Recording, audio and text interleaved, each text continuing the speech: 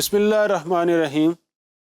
عزیز طلبہ و طالبات، اس ماڈیول میں ہم بقیہ اسماء ظروف کا مطالعہ کریں گے۔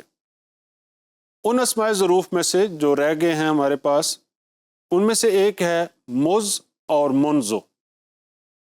یہ دونوں ایک ہی ہیں، ان میں سے آپ کسی ایک کو یوز کر سکتے ہیں، چاہے آپ مز کو یوز کر لیں چاہے منزو کو یوز کر لیں، دونوں کو اکٹھا یوز نہیں کرنا بلکہ ان میں سے کسی ایک کو یوز کرنا ہے۔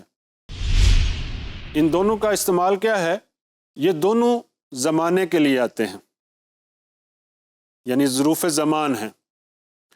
پہلا مبنی بر سکون ہے مز، اور جو دوسرا ہے منزو، یہ مبنی بر ضمہ ہے۔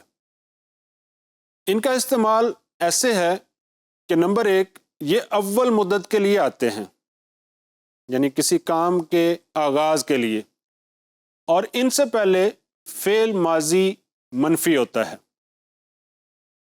جیسے ما رأیتہ مز او منذ یوم الجمعۃ، میں نے اس کو جمعہ کے دن سے نہیں دیکھا، یعنی میری اس کو نہ دیکھنے کی جو مدت ہے، اس کا آغاز اور بگننگ ہے، وہ جمعہ کا دن ہے۔ تو آپ نے نوٹ کیا کہ یہاں مز اور منزو یہ ابتدائی مدت کو بیان کرنے کے لیے آئے ہیں۔ نمبر دو، کبھی کبھار یہ تمام مدت کو بیان کرنے کے لیے بھی یوز ہوتے ہیں، اور اس وقت ان کے بعد جو اسم ذکر کیا جاتا ہے وہ ہاں واحد ہو، تثنیہ ہو یا جمع ہو، اس سے مراد کل مدت ہی ہوتی ہے، جیسے ما رأیتہ مذ او منذ یوم او یومین او ثلاثت ایام، یعنی میں نے اس کو نہیں دیکھا اور میری اس کو نہ دیکھنے کی جو تمام مدت ہے، جمیع مدت ہے، وہ ایک دن ہے، یومین یا وہ 2 دن ہے، او ثلاثت ایام یا وہ کیا ہے، 3 دن ہے۔ تو اسی طرح اس سے بڑھا بھی سکتے ہیں آپ، منذ شہرن بھی کہہ سکتے ہیں، 1 ماہ سے نہیں دیکھا، منذ سنتن 1 سال سے نہیں دیکھا۔ تو جب یہ تمام مدت کے لیے آئیں گے، یہ ایسے ہی ہے جیسے انگلش میں سنس اور فار ہے۔ تو سنس جو ہوتا ہے یہ ابتدائی مدت کے لیے آتا ہے، اور فار جو ہوتا ہے یہ تمام مدت کے لیے آتا ہے۔ اس کے علاوہ جو ہمارے پاس اس ماڈیول میں ظروف ہیں، اسماء ظروف جو ظروف مبنیہ ہیں، ان میں سے ایک ہے اندا، دوسرا ہے لدا، اور تیسرا ہے لدن۔ یہ بھی ان کا معنی بھی آلموسٹ ملتا جلتا ہے، فرق ان کا مبنی ہونے کا یہ ہے کہ لدا اور لدن یہ مبنی بر سکون ہوتے ہیں، اور اندا جو ہے یہ مبنی بر فتح ہوتا ہے۔ یہ تینوں کسی چیز کی موجودگی کا معنی دیتے ہیں، اور فرق ان کی موجودگی کا یہ ہے کہ لدا اور لدن میں چیز کا پاس ہونا شرط ہے، جبکہ اندا میں چیز کا پاس ہونا شرط نہیں ہے، وہ کہیں بھی ہو سکتی ہے، جسٹ ملکیت ہونا شرط ہے۔ جیسے المال عندک، مال تمہارے پاس ہے، اب ضروری نہیں کہ وہ آپ کی جیب میں ہو، وہ کہیں بھی ہو سکتا ہے، بینک میں بھی ہو سکتا ہے، گھر میں کسی تجوری میں ہو سکتا ہے، جبکہ جب ہم کہیں گے المال لدیک تو اس وقت مال کا پاس ہونا ضروری ہے۔ اسی طرح ایک اس میں ظرف ہے اعودو، یہ مضاف الیہ کے حذف ہونے کے عوض مبنی ہوتا ہے اور مبنی بر ضمہ ہے، اور یہ زمانہ مستقبل میں نفی کے استغراق اور احاطے کے لیے آتا ہے، جیسے لا اکسل اعودو، میں آئندہ یا مستقبل میں کبھی بھی سستی نہیں کروں گا۔ اسی طرح قطو، یہ اعودو کا اپوزٹ ہے، اعودو کا استعمال مستقبل کے ساتھ ہے، قطو کا استعمال ماضی کے ساتھ ہے، اور یہ ماضی منفی کے استغراق کے لیے آتا ہے، جیسے ما رأیتہ قط، میں نے اس کو کبھی بھی نہیں دیکھا۔ اسی طرح عزیز طلبہ، وہ کلمات جو مکان یا زمان پر دلالت کریں مگر ظروف مبنیہ میں سے نہ ہوں. ظروف مبنیہ میں سے نہ ہونے کا مطلب ہے کہ وہ ظروف مورب ہیں اور ان کا آخر بدلتا رہتا ہے. جیسے یوم ان کا کلمہ ہے، لیل ان کا کلمہ ہے. یوم کا مطلب دن ہے، لیل کا مطلب رات ہے، ساعتن جس کا مطلب گھڑی ہے، ہینن جس کا مطلب ٹائم ہے.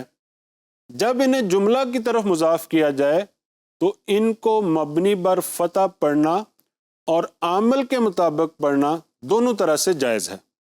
یعنی جو ان سے عامل ڈیمانڈ کر رہا ہے ویسے پڑھ لیں تب بھی ٹھیک ہے، اور اگر آپ ان کو مبنی بر فتح پڑھیں تب بھی ٹھیک ہے. جیسے ھذا یوم ینفع الصادقین صدقہم، یہ وہ دن ہے جس میں سچ بولنے والوں کو ان کا سچ نفع دے گا. تو یہاں یوم جو کہ ظرف مورب ہے، اس کو آپ یومو یعنی مبنی بر ضمہ یا مبنی بر فتح یعنی ضمہ کے ساتھ جیسے عامل اس کو ڈیمانڈ کر رہا ہے ویسے پڑھ لیں خبر ہونے کے ناطے، یا اس کو آپ پڑھ لیں ھذا یوم یعنی مبنی بر فتح.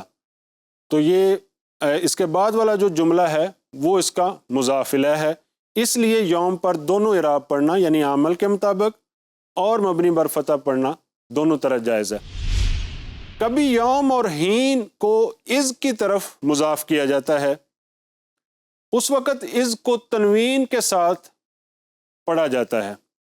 جیسے یوم اذن اور ہین اذن، تو اصل میں تھا یوم اذ کان کذا یا یوم ہین اذ کان کذا. تو از کے بعد ایک پورا جملہ ہوتا ہے، اس جملے کو حذف کر دیا جاتا ہے، اس کے عوض از کو تنوین دے دی جاتی ہے. جیسے قرآن پاک میں ہے وَحِينَئِذٍ تَنظُرُونَ، تو اب اصل میں تھا ہین اذ بالغت الروح الحلقومہ، کہ جب روح جو ہے وہ حلق تک پہنچے گی اس وقت تم کیا کر رہے ہوگے؟ دیکھ رہے ہوں گے.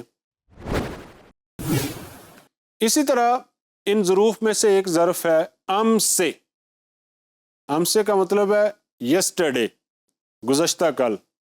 یہ مبنی بر کسرہ ہوتا ہے، جیسے مدا امسے گزشتہ کل گزر گیا.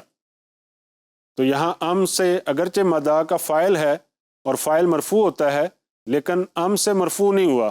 کیوں مرفوع نہیں ہوا؟ اس لیے کہ یہ مبنی ہے اور مبنی بر کسرہ ہے، یہ اسی حالت پر رہتا ہے. اعتکفت ام سے، میں نے گزشتہ کل اعتکاف کیا. یہاں ام سے مفعول بہی ہے لیکن اس کا اعراب چینج نہیں ہوا، ایز اٹ از ہی ہے. اور ما رأیتہ منذ ام سے، اب منذ حرف جار ہے، اس کے بعد کلمہ مجرور ہوتا ہے، لیکن ام سے جو ہے وہ مجرور نہیں ہوا. یہ جو اس کی کسرہ ہے یہ اس کی اوریجنل کسرہ ہے اور یہ ہر حالت میں قائم رہتی ہے، یہ منذ کی وجہ سے نہیں آئی. اسی طرح عزیز طلبہ لفظ غیر، اس سے پہلے جب لائے نفی یا لیسا آ جائے تو یہ مبنی بر ضمہ ہو جاتا ہے. جیسے افعل ھذا لیسا غیرو، آپ یہ کیجئے اس کے علاوہ کچھ نہ کیجئے. اسی طرح جاءنی الامیر لا غیرو، میرے پاس صرف امیر آیا، کوئی اور نہیں آیا. تو یہاں آپ نے دونوں مثالوں میں دیکھا کہ جو غیر کا کلمہ ہے یہ مبنی بر ضمہ ہے. اسی طرح لفظ مثل اور غیر یہ بھی مبنی بر فتح ہوتے ہیں جب ان کے بعد ما، انا یا ان آ جائے. جیسے قرآن پاک میں ہے انہ لحق مثل ما انکم تنطقون، تو یہاں مثل کا آپ کلمہ دیکھ رہے ہیں کہ وہ مبنی بر فتح ہے. اسی طرح نصرتہ مثل ما نصر غلامہ، تو میں اس کی مدد کروں گا ایسے ہی جیسے اس کے غلام نے اس کی مدد کی.